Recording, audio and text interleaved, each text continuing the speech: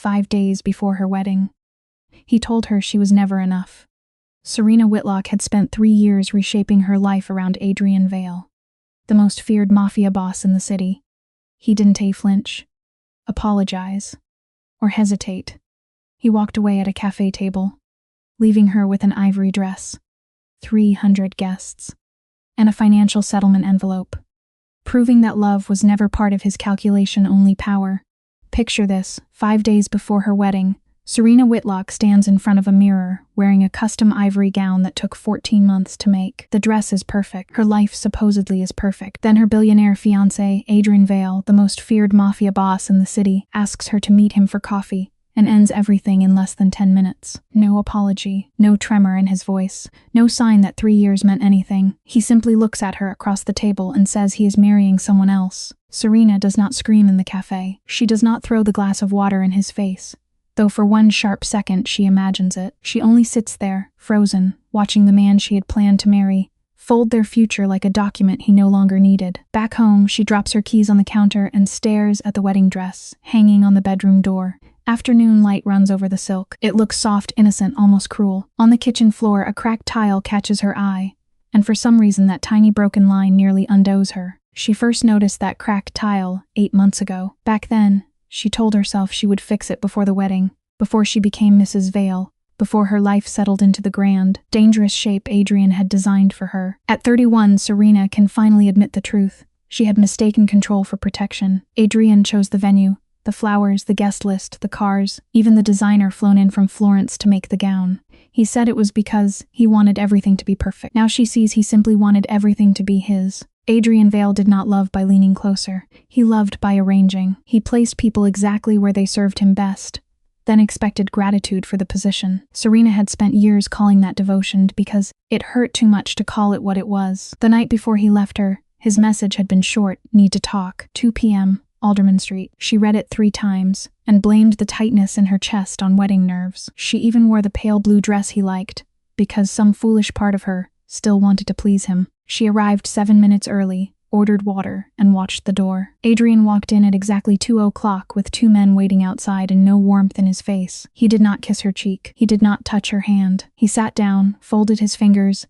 and looked at her the way he looked at business problems that needed to be solved cleanly. Then he said, "I am calling off the wedding." Serena thought absurdly that she had misheard him. The street outside was loud. Her heartbeat was louder, so she asked him to repeat it. He did. "The wedding is cancelled," Adrian said, flat, precise. Almost bored, Serena stared at him, waiting for grief to appear in his eyes. It never did. Somehow, she kept her voice steady enough to ask why. He looked straight at her and said, "I am marrying Valentina Moretti." Everyone in the city knew that name. Morettis controlled the eastern docks, half the private security firms near the harbor, and enough politicians to make legal trouble disappear before breakfast. Valentina was their eldest daughter, beautiful, educated, dangerous in a way that never needed to raise its voice. Serena understood before Adrian finished explaining. This was not passion. It was a merger. The Vale organization needed the eastern docks, and the Morettis needed a bridge into Adrian-S territory. A marriage would do what bullets and bribes had failed to do for years. Serena told him that. Adrian did not deny it. He simply said the alliance would secure the future. 3 years with him, her postponed career, the London partnership she had refused, the life she had carefully reshaped around him.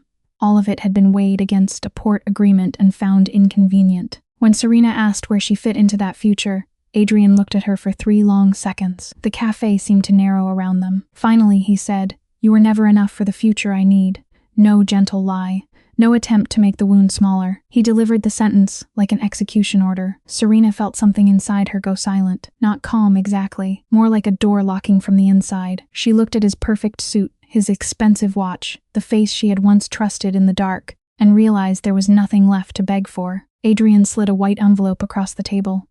For the inconvenience of the wedding. Inconvenience. The word almost made her laugh. 300 guests. A dress hanging in her apartment. A future broken open in public. Serena looked at the envelope and then at him. "Get out," she said quietly. Adrian waited as if expecting her to cry, plead, or ask how much money was inside. When she did none of those things, his expression tightened. Then he stood and left. The envelope stayed untouched beside her water glass. Serena sat there for 40 minutes after he left. The waiter came twice and backed away both times. Outside the window, the river moved under gray light, indifferent to her humiliation. She kept her hands flat on the table, because if she curled them into fists, they would shake. By the time she finally walked home, the city felt slightly unreal, as if every building had shifted an inch while she was inside the cafe. In her apartment, the wedding dress waited for her like evidence. She stared at it until the truth landed with almost physical force. She had made herself smaller for a man who still found her disposable. She calls Mara, her best friend, because the silence in the apartment is starting to feel dangerous.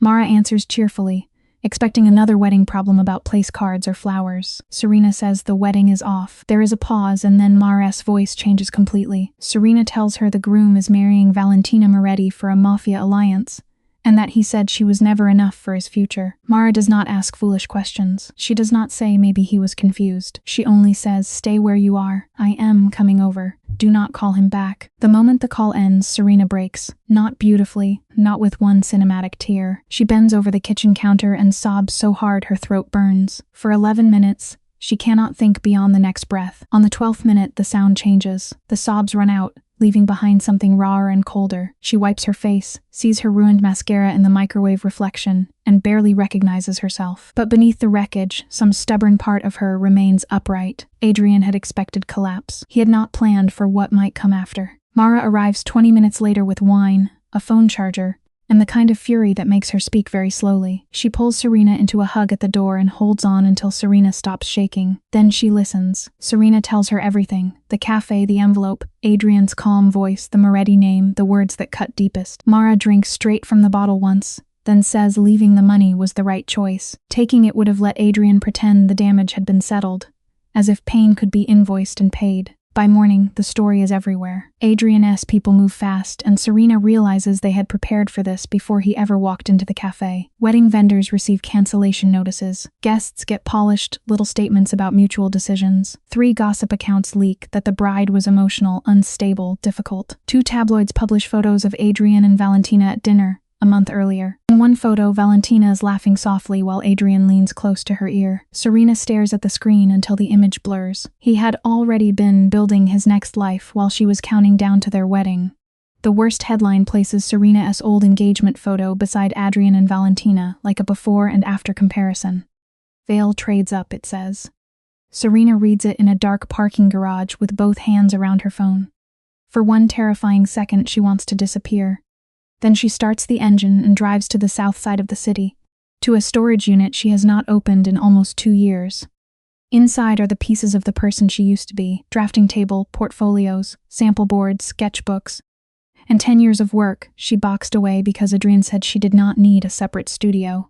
The lock sticks when she turns the key. Dust rises when the metal door rolls up. Serena stands there in the cold corridor, staring at her old life under moving blankets. She remembers the night Adrian convinced her to put it all away and said she was too talented to waste herself on small residential projects. He made it sound like belief. Only now does she hear the insult underneath. She starts loading the car. The table is heavier than she remembers. The metal corner scrapes her arm badly enough to draw blood, but she does not stop. It takes 3 trips to bring everything home. By the end, her arms ache, her coat is dirty, and the apartment no longer looks like Adrian's showroom. She pushes aside the lifeless furniture he chose, drags the drafting table near the window, and plugs in the old lamp. When the bulb flickers on, the room changes. Not dramatically, not magically, but enough. Serena sits down, takes out a pencil, and draws one clean line across the paper. Her hand trembles, yet the line is steady. For the first time since the cafe, she feels something besides grief. The work returns slowly at first, then all at once. She sketches until midnight, thinking about light, movement, thresholds. The way a room can either welcome someone or make them feel judged. She is rusty. Some lines are bad. Some ideas collapse as soon as she draws them. No space is still there, under the damage. At 3:15 in the morning, her phone lights up. Adrian. She watches it ring until the screen goes dark. 7 minutes later, a text arrives. She does not open it until morning, because she knows the old Serena would have answered immediately. Over coffee, she reads his message. It is polished, careful, and empty. He says he regrets the timing. He says she deserved better than the way it happened. Not better than betrayal. Not better than being traded for a doc alliance. Only better timing. Serena reads it twice, then deletes it. She does not block him. Not yet. Blocking feels like fear, and she refuses to make fear the center of another decision. Instead, she opens her laptop and searches for a name she has avoided for weeks. Marcus Holloway, developer of the Meridian project. Holloway is looking for a lead designer, on a 22-story mixed-use building near the river. Serena had ignored the opportunity because Adrian once dismissed residential and community design as beneath her. He had called it advice. It was not advice. It was a leash made of compliments. She writes an email before she can talk herself out of it. Her pitch is honest, raw ideas, strong spatial thinking, experience in adaptive redesign, and a portfolio she is rebuilding after time away. She reads it once. Her finger hovers over send. Then she thinks of Adrian's envelope on the cafe table and clicks. The next 3 weeks are not triumphant. They are ugly and uneven. Some mornings Serena wakes with a heavy chest, remembers the headline, and has to force herself out of bed. She studies until her eyes burn. She calls former professors and old clients, swallowing her pride every time someone pauses too long after hearing her voice. The internet keeps feeding on her humiliation. Jilted bride becomes a label strangers enjoy repeating. She stops arguing with the comments. She stops trying to correct people who had already chosen the version of her they liked best. She works instead. On a Tuesday afternoon, Holloway Development calls. They want a meeting. Serena hangs up and sits very still, afraid that if she moves too quickly the opportunity might vanish. She spends the next 2 nights preparing sketches, not polished enough to hide behind, but honest enough to show how her mind works. By the time she reaches Holloway's 14th floor office, she has slept 4 hours and drunk too much coffee. Her portfolio is pressed to her chest like armor. She expects suspicion. She expects curiosity about Adrian. She expects the look people give women whose public heartbreak has become entertainment. Marcus Holloway is not in the meeting room when she enters. Instead, a man stands by the window, tall, quiet, with a dark jacket, no tie, and coffee in one hand. He turns when she walks in. His attention is sharp but not invasive. He does not look at her like gossip. He looks at her portfolio first. That alone unsettles her. He introduces himself as Roman Duca. When she asks his role, he says, "I own the project." No flourish, no smug pause, just fact. Serena has heard of him. Self-made developer, respected, difficult, and known for walking away from deals that smelled wrong. Roman is not warm exactly. He is too guarded for that. There is a restraint in him that suggests discipline hard-earned rather than natural gentleness. He says Marcus is running late and asks if she wants to begin anyway. Serena tells him the concepts are raw. Roman says raw is useful. Polished presentations often hide weak thinking. So she spreads the sketches across the table. He studies them without flattering her. That is almost more frightening. At the amenity floor he stops. His finger rests near the transition between the interior lounge and the outdoor terrace. This is where the building either breathes or dies, he says. Serena looks up, startled despite herself. Most developers talked about finishes, rent premiums, and Instagrammable spaces. Roman is looking at the threshold. She tells him the original design treats the terrace like decoration. He asks what she would do instead. Serena explains the movement of bodies, sound, wind, and light. She talks about the first 15 seconds after someone steps off the elevator and how that moment decides whether a space feels generous or staged. Roman listens. Really listens, not waiting to interrupt, not looking for a place to assert control. The conversation runs 40 minutes before Marcus finally appears. Those 40 minutes stay with Serena long after the formal meeting ends. Driving home, she stops at a red light and rests her hand on the portfolio in the passenger seat. The feeling in her chest is not romance.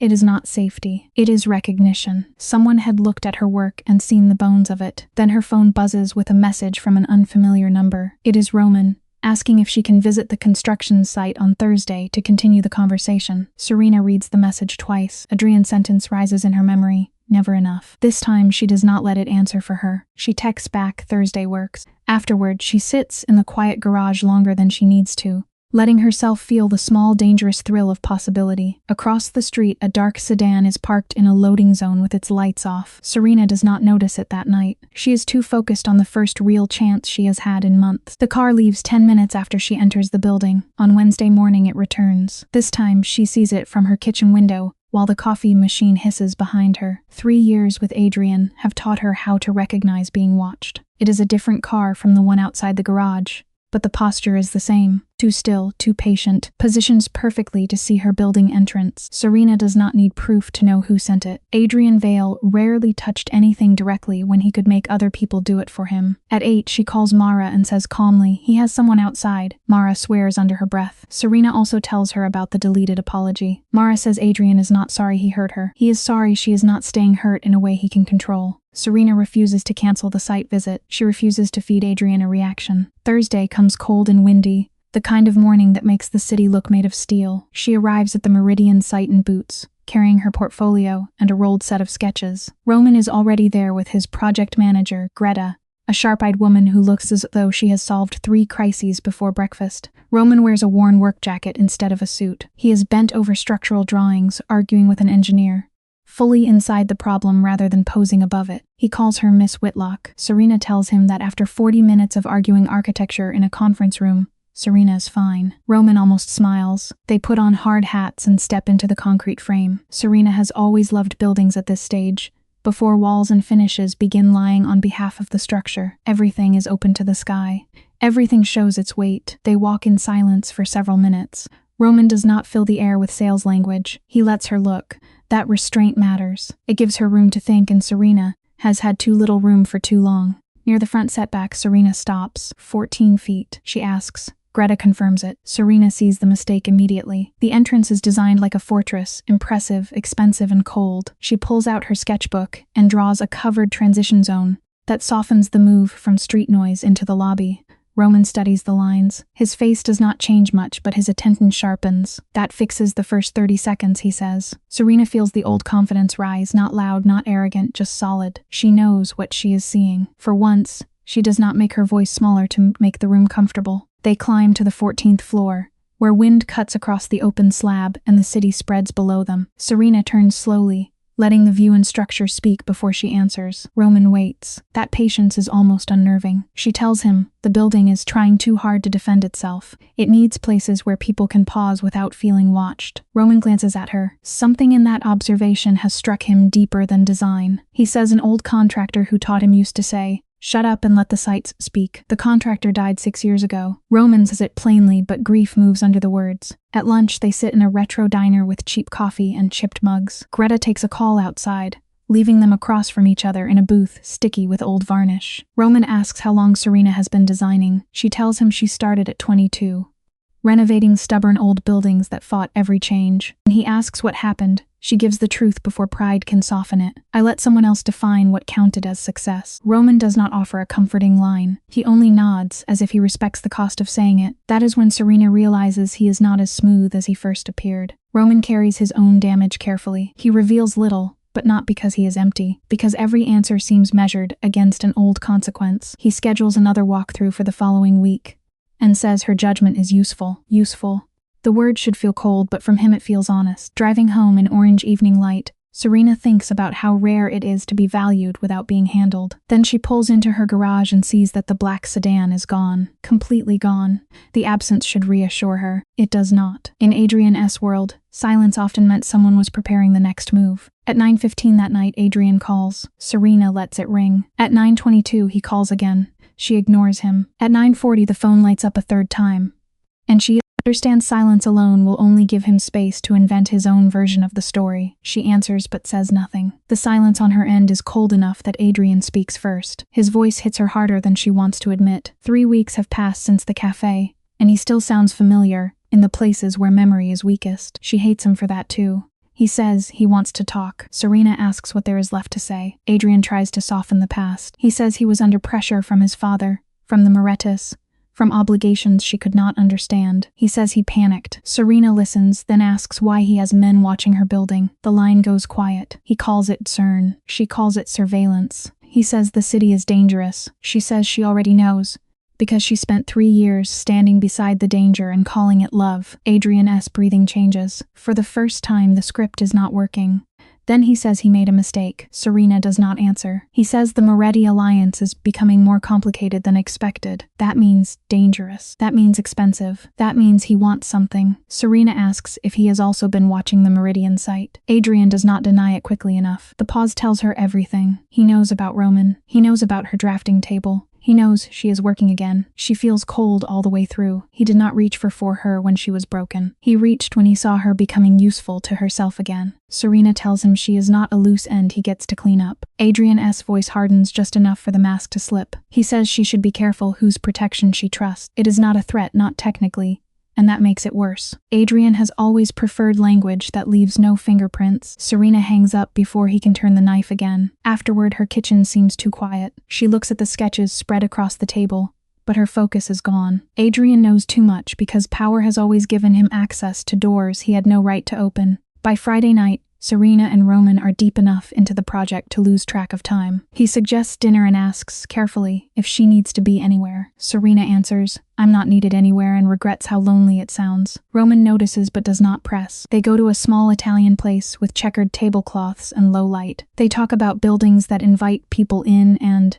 cities that seem designed to keep everyone passing through. When Serena disagrees with him, Roman stops, thinks, and admits she is right. She is so unused to that response that she almost laughs. Halfway through dinner, Roman says, "You were with Adrian Vale. No performance, no gossip, just the truth placed gently on the table." Serena admits it. Roman says her past had nothing to do with why he hired her, but he knew people were questioning her talent after the engagement collapsed. He wanted her to hear clearly that the work earned the room. Then, after a pause, he adds that he is not clean enough to judge anyone's past. 4 years ago, he accepted investment money tied to men he should have investigated harder. He fixed it, disclosed it, and paid for it, but the mistake still follows him. The confession changes the air between them. Roman is not perfect. He is careful because carelessness once cost him almost everything. Serena sees the weight behind his restraint now. After dinner, he walks her to her car. Near the garage entrance, they share a quiet, charged moment neither of them names. His hand almost lifts, then drops. He says he will have revised drawings by Thursday. Serena says she will be there. In the elevator home, she feels as if she is standing near the edge of something new. Then her phone buzzes. Unknown number. The first text reads, "Stay away from him." Before Serena can breathe, a second message arrives. He knows about Duca. A third follows. Roman is not the threat. He is the bait. The messages are not emotional. They do not beg or threaten. They are precise, almost clinical.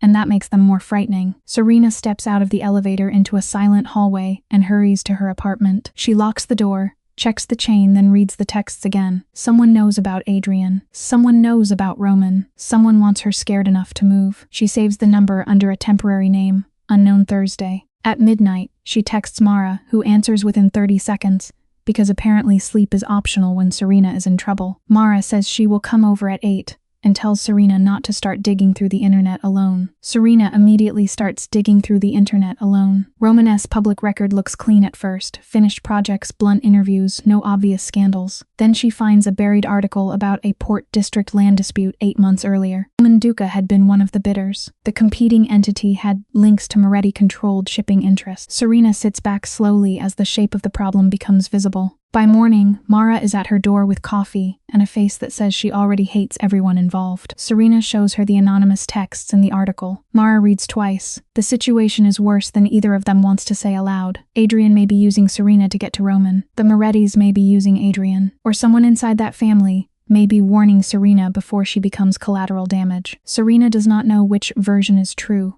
but she knows pretending nothing is happening would be cowardice dressed as calm. At exactly 9:15, she calls Roman. She meets him on the second floor of the construction site and pulls him away from a cluster of engineers. Then she tells him everything: the texts, the unknown number, the Port District bid, the Moretti connection, Adrian S. surveillance. She does not cry. She lays out the facts like a blueprint. Roman's expression hardens, but he does not look surprised enough. That tells her something too. When she finishes, his first question is not about his project. It is about her building. How long has someone been watching? How many cars?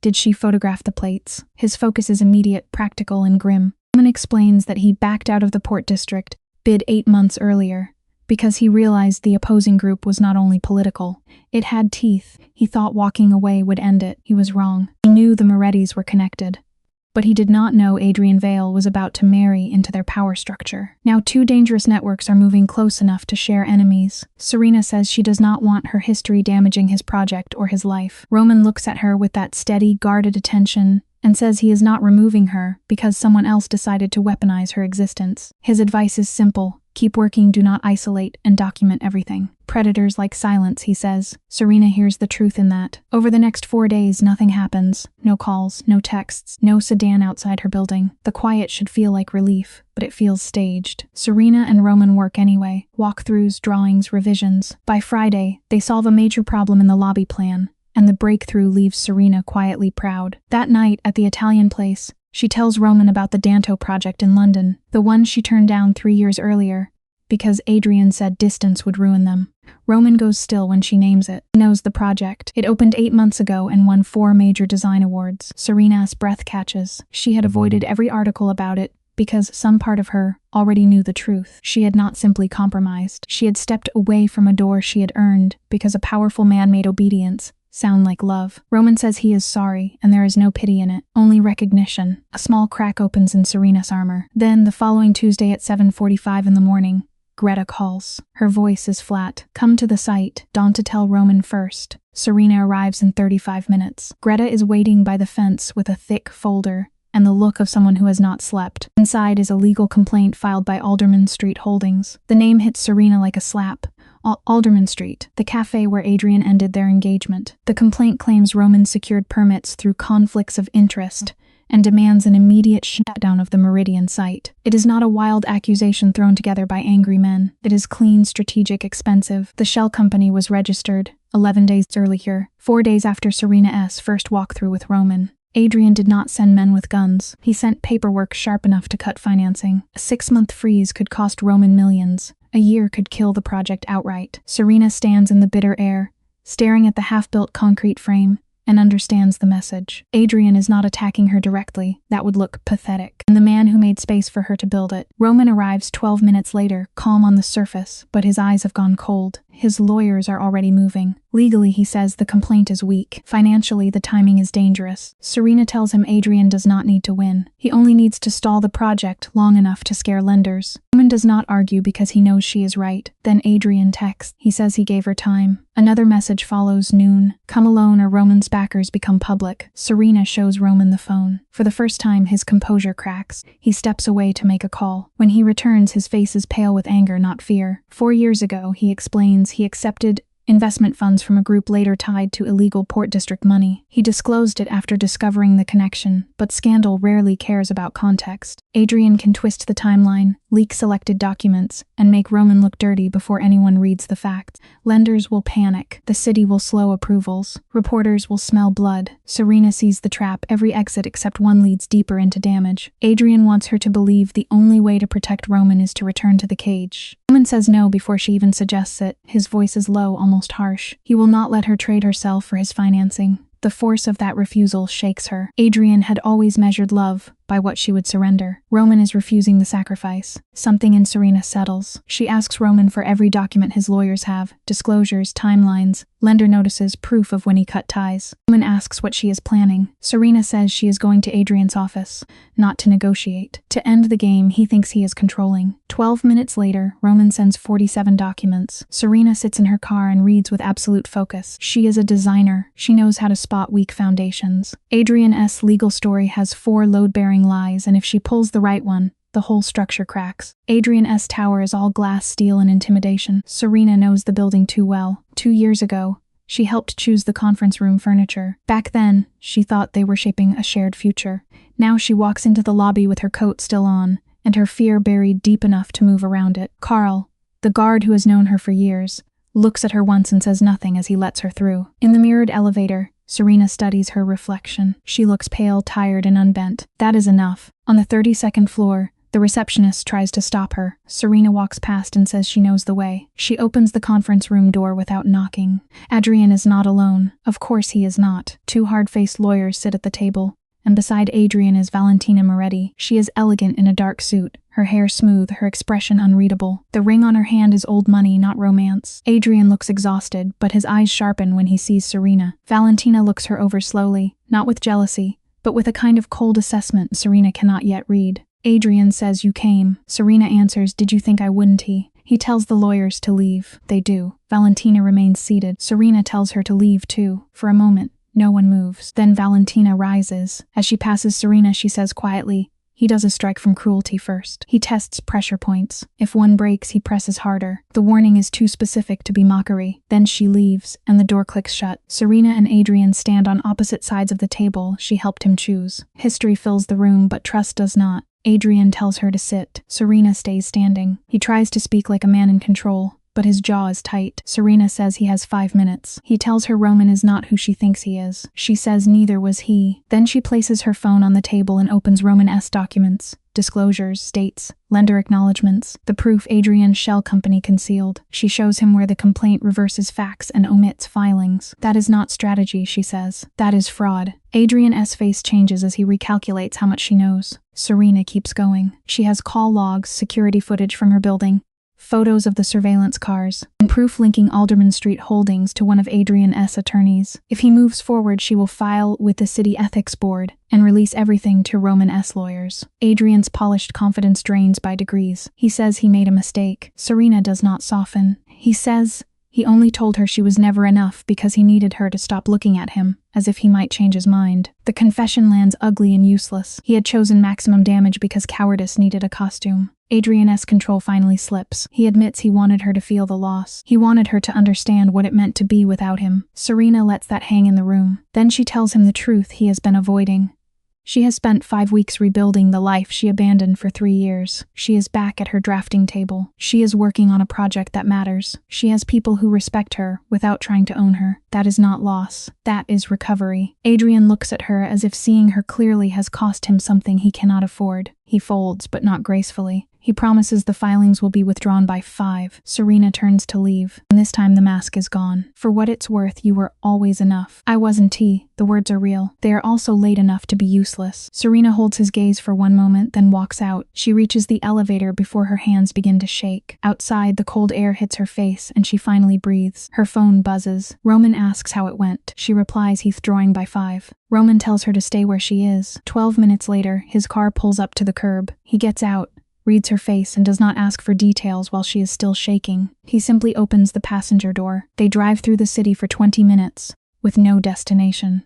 The quiet steadies her more than questions would have. Roman already knows the filing is being withdrawn, because his lawyer confirmed it, but he says the paperwork was never the deepest issue. Adrian wanted Serena to believe she still needed permission to stand on her own. Roman pulls up beside the Meridian site and cuts the engine. The concrete skeleton rises into the gray afternoon, unfinished and stubborn, thinking about weathered steel, reclaimed brick, and the way the entrance should soften the street. Roman is not looking at the building. He is looking at her. The attention between them changes. It has been changing for weeks, but this is the first time neither of them hides behind the project. Roman says he knows what walking into Adrian's office cost her, and he knows she did not do it only for the building. For once, Roman struggles for words. He says he has built many things in the city and kept most people at a professional distance, because distance is easier to manage. When he saw Serena inside an unfinished building, listening to concrete and wind as if they were speaking, and something in him shifted. Serena tells him she thinks he knows exactly what he is saying. In the cold, beneath the frame of the project they have fought for, Roman reaches for her hand. There is no possession in it, only warmth. He says he wants to know her beyond the work. Serena answers quietly, "You already do." He lifts her hand and kisses the back of it. The gesture is gentle enough that she has no time to build a wall. For 1 fragile minute, the world narrows to his hand around hers, and the wind moving through the open floors above them. Then her phone buzzes. Serena unlocks the screen and goes pale. It is not Adrian. It is an official email from the City Planning Commission about the Meridian project. File number NP 2244. It should confirm the withdrawal. Instead, the preview says a third-party complaint from Moretti Capital Partners was filed at 3:47 p.m. Roman reads over her shoulder and his expression turns to ice. Adrian was never the only danger. The Morettis had been running a second play the entire time. Adrian was the visible threat, loud enough to draw everyone's eyes. The moment he withdrew, they launched their own complaint. Roman is already on the phone, giving low, fast orders. Serena stands by the fence, anger rising through the fear. Valentina sat in that conference room warning her about Adrian's habits, while her family's lawyers filed the real attack 3 blocks away. The meeting had been covered. The complaint is more dangerous than Adrian's. Moretti Capital Partners claims prior ownership interest in the northern parcel of the Meridian land. Roman says the claim is false, but it is written carefully enough that the city has to freeze review while investigating. 6 to 8 weeks minimum. Exactly long enough to trigger the lender review clause. Exactly long enough to put the financing at risk. The precision is colder than rage. This was planned months ago. The Morettis let Adrian move first, watched him fail, and struck the second he stepped back. Roman admits it is a clean play, too clean, but then he tells Serena the part he has not mentioned. He backed away from the Port District deal. He filed a protective interest with the land registry, because he suspected the Morettis might try something later. It was a small notation, almost paranoid at the time. Now it may be the only thing that can collapse their claim. The problem is speed. The normal process is too slow. To move fast enough, they need to file an accelerated review. The petition requires the lead designer's signature. Serena understands before Roman finishes. Her signature would place her name directly against the Moretti family, a syndicate that has controlled the Eastern docks for 2 decades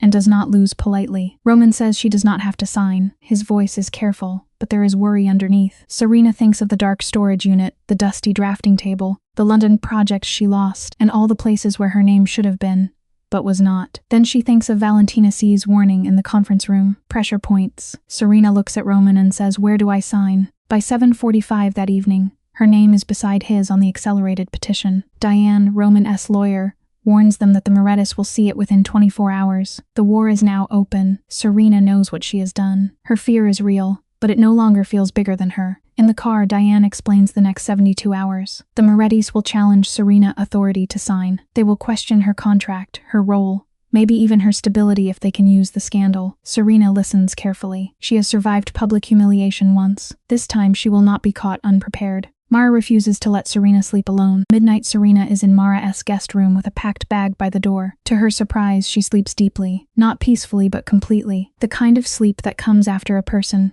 has made the hardest decision available and has nothing left to surrender that night. At 6:15 the next morning, Diane texts, "Petition filed." By 9, Serena is in Roman's office as the countdown begins. Panic is everywhere, but Serena does the only thing she can control. She works. She refines drawings, strengthens arguments, and prepares a statement explaining exactly why her design role is central to the accelerated review. Roman handles legal calls with a calm that looks effortless until Serena notices the way he grips the edge of his desk. He is not fearless. He is disciplined. That matters more. On the second day, the Morettis file their objection. Diane reads it aloud. They claim Serena's design contract is too informal for her signature to carry authority. Roman looks directly at Serena and says, "Keep working." His confidence is not blind. It is a decision. On day 3 at 4:17 p.m., Serena's phone rings from an unknown number. This time she answers. The voice on the other end is unmistakable. Valentina Moretti. Cold, controlled, and precise. Serena expects a threat. Valentina says, "If you want the complaint withdrawn, come to the old opera house on 9th. Alone, Serena does not answer immediately. Valentina adds, "If I wanted you dead, Miss Whitlock, you would not receive an invitation." Then the line goes quiet. Roman tells Serena not to go. Serena says she is done letting powerful people decide which rooms she is allowed to enter. The old opera house is closed, gutted,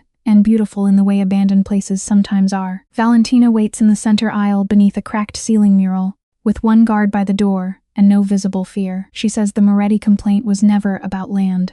It was a test. Roman would lose his designer and the lenders would panic. If Roman pushed her away, the partnership would fracture. If Adrian tried to save face, he would expose himself. Men like Adrian think cruelty is strategy, Valentina says. My family taught him badly, then watched him embarrass himself. Valentina hands Serena a thin black drive. On it are internal messages, showing the Moretti claim was manufactured, plus proof that Adrian ordered the alderman filing through a shell attorney. Serena asks why Valentina is helping. Valentina's expression does not soften. She says her father put her name on a marriage contract before asking whether she wanted the man. Adrian humiliated Serena in public, then tried to drag her back like property. Valentina has no patience for men who confuse ownership with loyalty. "Do not mistake this for friendship," she says. "I am choosing which cage breaks first." Before Serena leaves, Valentina gives one more warning. Adrian has a second move ready. If the legal attacks fail, he will leak an edited recording from the conference room to make Serena look like she blackmailed him. He also has a private investigator watching Mara.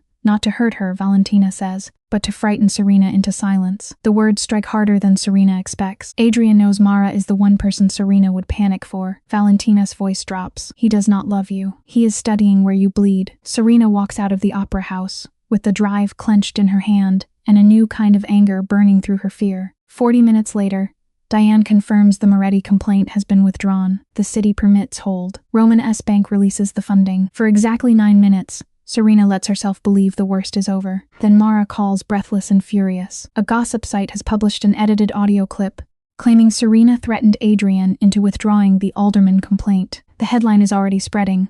Jilted bride blackmails Mafia boss over new lover's project. A second post includes a blurred photo of Mara's apartment building. Serena's stomach turns cold. Adrian has gone, after the one person who held her together when he broke her. Roman hears the news and goes very still.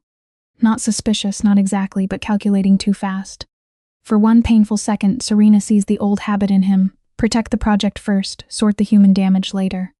He asks if anything in Adrian's edited clip can be twisted against them legally. The question is practical. It still hurts. Serena looks at him and says, "Mara is in danger because of me, and you are asking about exposure." Roman's face changes at once. Shame cuts through his control. He apologizes before she can walk away. Not polished. Not strategic. Just immediate and ugly with regret. Then he says, "Tell me what you need." Serena tells him she needs 3 things: Diane filing an emergency complaint, security sent to Mara without making her feel like a prisoner, and every unedited file Valentina gave them copied twice. Roman moves instantly. By midnight, Mara is safe at a hotel under a false name, raging more than frightened. Diane files with the city ethics board and demands a hearing before Adrian's edited version poisons the lenders. Serena does not sleep. She sits at Roman's conference table with the black drive, Valentina's messages, cafe footage, building surveillance, and Roman's disclosures spread around her. This time she will not wait for the lie to grow teeth. The emergency hearing happens the next morning, in a windowless city room that smells like paper, coffee, and old decisions. Adrian arrives with 2 attorneys, and the expression of a man offended that anyone has interrupted his plan. Serena arrives with Diane, Roman, Mara, and a calm so thin it feels dangerous. Valentina appears last. The room changes when she enters. Even Adrian looks startled. Her family name carries enough weight to bend the air. The ethics commissioner asks why she is present. Valentina sits down, removes her gloves, and says, "Because my name was used to manufacture a fraud." For the first time, Adrian looks genuinely afraid.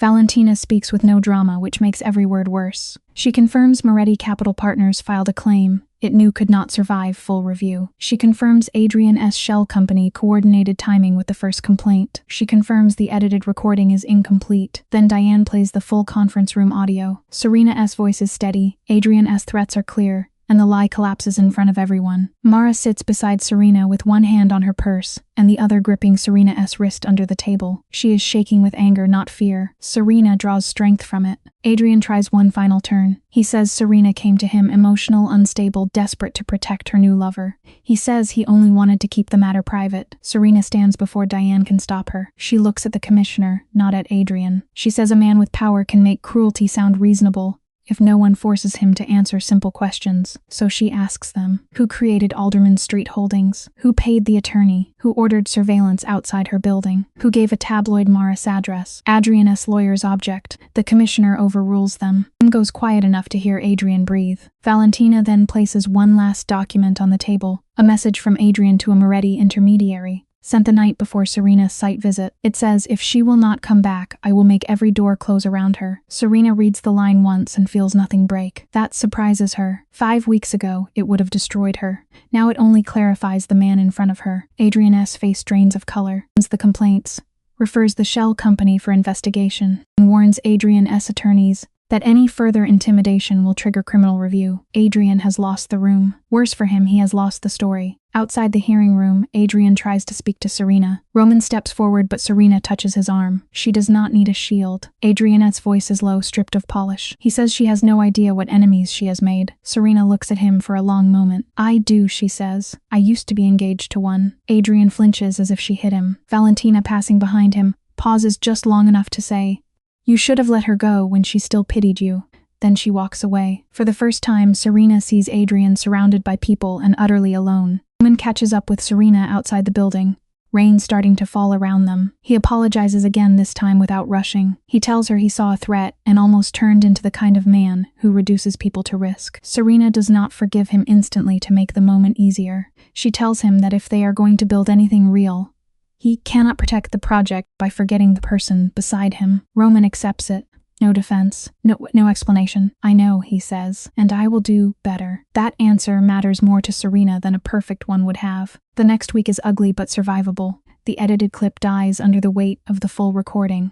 The city permits hold. Roman Bank releases the funding for Meridian, though not without stern calls and legal paperwork thick enough to bruise a table. Mara returns to her apartment and installs 3 new locks, then sends Serena a photo of herself holding a hammer like a weapon. Serena laughs for the first time in days. Valentina disappears from public view, and rumors spread that she has broken her engagement arrangement with Adrian. No one confirms it. No one needs to. Late one evening, Serena and Roman stand alone on the 14th floor of the Meridian site. The city lights shimmer beyond the unfinished frame. The building survived. So did they, though not untouched.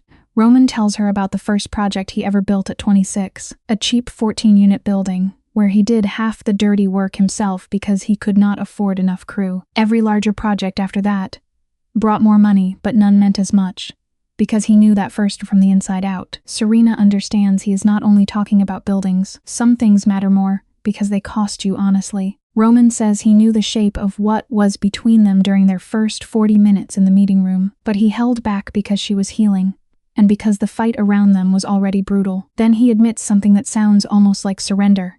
He is not naturally careful. He became careful after mistakes taught him what carelessness costs. Now with her, discipline is starting to feel like hiding. Serena does not answer with a speech. She reaches for his hand. This time, when he kisses her, it is not dramatic. It is quiet, steady, and entirely chosen. Months later, the Meridian building rises floor by floor. Serena walks the site every week, argues with engineers, wins many arguments, and admits when she is wrong, because confidence no longer means never being challenged. Her weathered steel and reclaimed brick design begins to take shape. The entrance finally breathes. The terrace no longer feels like decoration. Her name appears on project documents, in meetings, on drawings, and no one treats it like an afterthought. She also takes on a residential project Adrian once called beneath her, and turns it into something intimate, intelligent, and alive. Her relationship with Roman stays private and steady. No public spectacle, no polished announcement meant to wound anyone. They eat late dinners, review blueprints, disagree over details, and learn each other's silences. Roman can be blunt when stress climbs too high. Serena can retreat into work when she is afraid of needing anyone. They learn those patterns without pretending love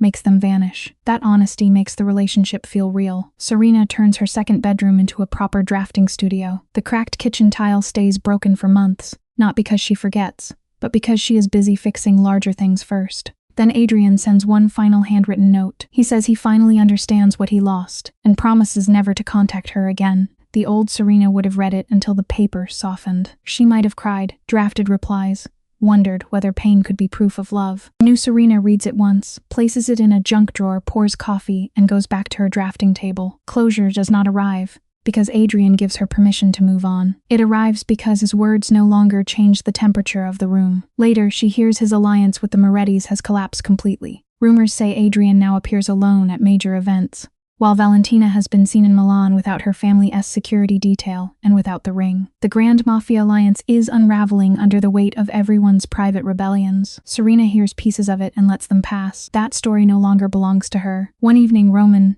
comes to her apartment and finds her working late at the drafting table. She is sketching a public library inside an abandoned warehouse in the Port District, a place most developers avoid, because old influence still clings to the streets around it. Roman points out the obvious risk. The Port District is contested ground, still tangled in old mafia money and political favors. Serena does not flinch. The Morettas are pulling back, the city is shifting, and she sees an opening where others see a warning sign. She wants to build something useful, where people have learned to expect only decay. Buildings make claims, she says. Over time, a place can become known for what was built there after the darkness, not only for who controlled it before. Roman studies her, then pulls up a chair. He does not try to talk her out of ambition. He sees the structural problem immediately. The old warehouse footings cannot carry the load of a public crowd. Serena is already ahead of him. She opens her sketchbook to a rough concept, showing how they can reinforce the base and suspend the reading room partly over the water. Roman stares, then laughs under his breath,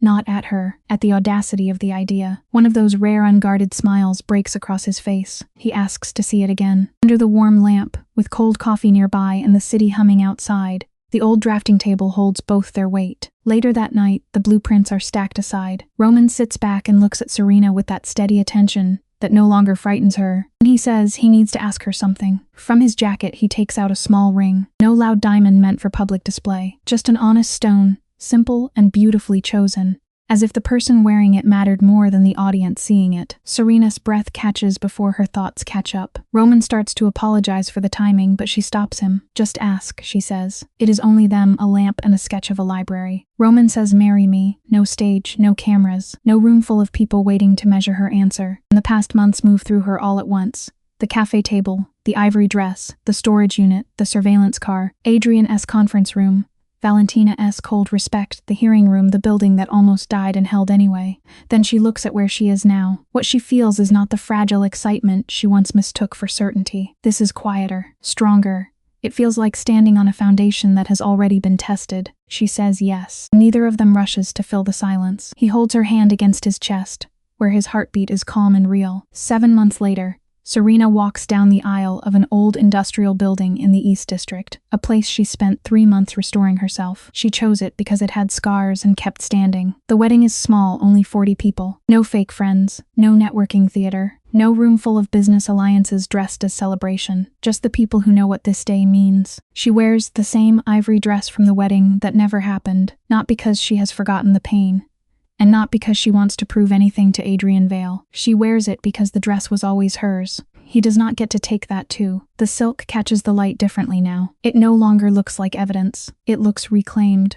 Mara stands nearby with tears running down her face and no attempt to hide them. Serena meets her eyes and no words are needed. Some friendships hold the parts of your story you were too broken to carry alone. Roman waits in a dark suit, watching Serena with the same undivided attention that first unsettled her in the meeting room. His expression is not for show. He understands exactly what it means for her to walk toward him in that dress, in this building with her chin lifted. Their vows are their own, imperfect and real. One speaks about honesty, repair, and choosing each other without ownership. Serena's voice breaks only once, when she says she no longer wants a love that asks her to disappear in order to be kept. Roman squeezes her hand and she steadies. 8 months later, the Meridian building opens. Serena stands on the rooftop as the first guests move through the space. People gather near the planted edges, lean over the rail, sit beneath the warm lights and stay. The building is doing what she hoped it would do.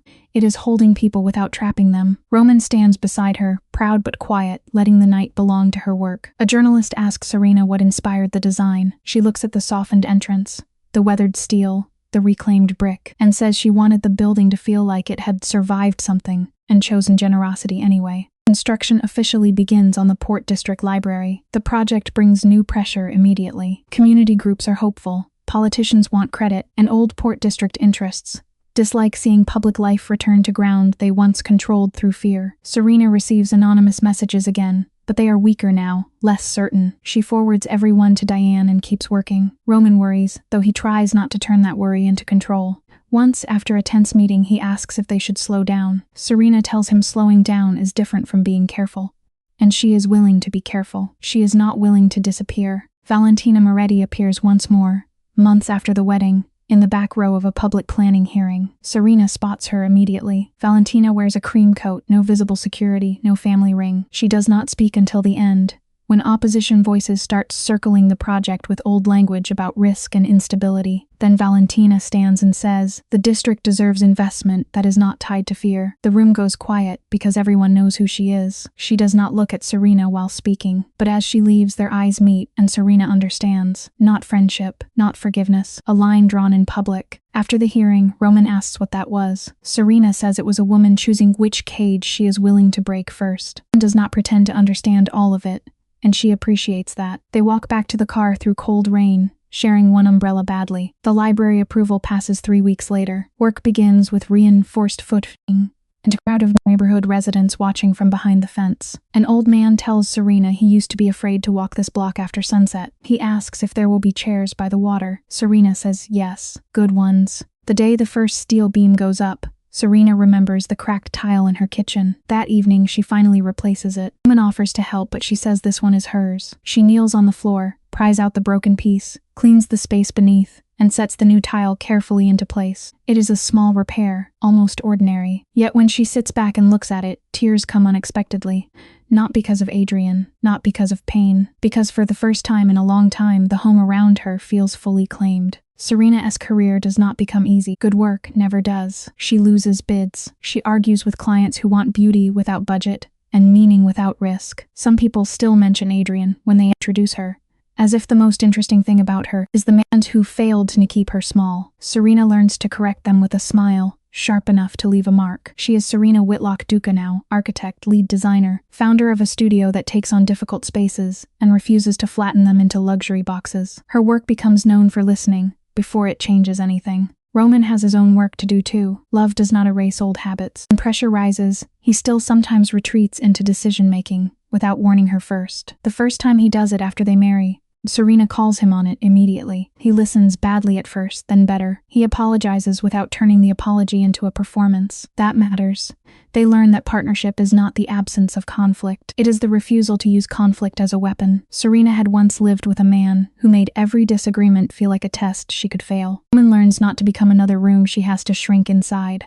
The Port District Library opens 18 months after Serena first sketched it under the lamp in her apartment. The suspended reading room hovers over the water, exactly as she imagined. Reinforced, elegant, full of light. Children press their hands to the glass. Elderly residents sit near the windows. Students spread books across long tables. The place is alive within an hour. Valentina sends no flowers, but a donation appears anonymously for the Children's Literacy Program. Serena sees the amount, reads the timing, and says nothing. Some gestures are not meant to be named. At the opening ceremony, Mara gives a speech Serena did not approve, and would have banned if she had known about it. Mara talks about storage units, ugly crying, and the sacred duty of best friends to bring wine during emotional collapse. The crowd laughs. Serena does too, though her eyes sting. Then Mara turns serious and says, Serena taught her that rebuilding does not always look brave while it is happening. Sometimes it looks like answering one email, dragging one table upstairs, signing one dangerous document, replacing one broken tile. Serena looks at her best friend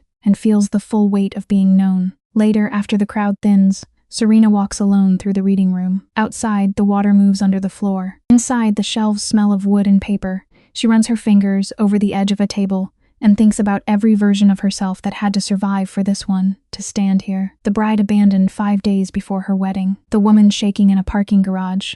The designer bleeding from a storage unit scrape. The witness in Adrian's conference room. The signature on the petition. None of them were failures. They were foundations. Roman finds her by the window. He does not ask if she is all right. He has learned that sometimes she needs just the quiet before the words. After a while, Serena says, she used to think healing meant the past stopped hurting. Now she thinks it means the past no longer gets to make the decisions. Downstairs, children are laughing near the entrance, and the sound rises through the building like proof. Serena takes Roman's hand and looks out at the water. The past is still there, but it no longer owns the ground. She has built something new on top of it. That is how Serena wins. Every mafia boss story is not only about power, money, revenge, or fear. Beneath the violence and darkness, there is often a painful human lesson about choices, consequences, loyalty, family, and the price of ambition. This story reminds us that no matter how powerful a person becomes, no one can escape the truth forever. Hundreds of people, and make others tremble at the sound of his name. But if his heart is empty, his victory is never complete. The mafia boss in this story represents a man who built his life on control. He believed that fear was stronger than love, that silence was safer than honesty, and that power could protect him from pain. For years, he may have won every battle in the streets, in business, and among his enemies. But the most important battle was never outside him. It was inside his own heart. That is where he truly lost himself. One of the most meaningful lessons from this story is that power without morality becomes a prison. Many people dream of becoming rich, respected, or feared. They think success means having control over others. But real success is not measured by how many people obey you. It is measured by how many lives you protect, how much peace you create, and how much good remains after you are gone. The mafia boss had money, influence, and protection, but he did not have peace. His life shows us that a person can be surrounded by luxury and still feel completely alone. Another important lesson is that loyalty is valuable, but blind loyalty can destroy lives. In the world of crime, loyalty is often treated like the highest law. People are expected to follow orders without question. Never mean giving up your conscience. A loyal person does not simply protect someone's secrets. A loyal person also has the courage to stop someone from destroying themselves. This story teaches us that loyalty without honesty is dangerous. Real loyalty should be connected to truth, respect, and moral responsibility. The story also shows the heavy cost of revenge. Revenge often feels powerful in the beginning. It gives a person the illusion that pain can be answered with pain, but revenge rarely heals anything. Instead, it creates a chain of suffering that keeps growing. One act of revenge leads to another. One betrayal leads to another. In the end, everyone loses something. The mafia boss may have believed that revenge would restore his honor, but what it truly did was steal his humanity piece by piece. This is a powerful reminder that forgiveness is not weakness. Sometimes, forgiveness is the strongest decision a person can make because it breaks the cycle of hatred.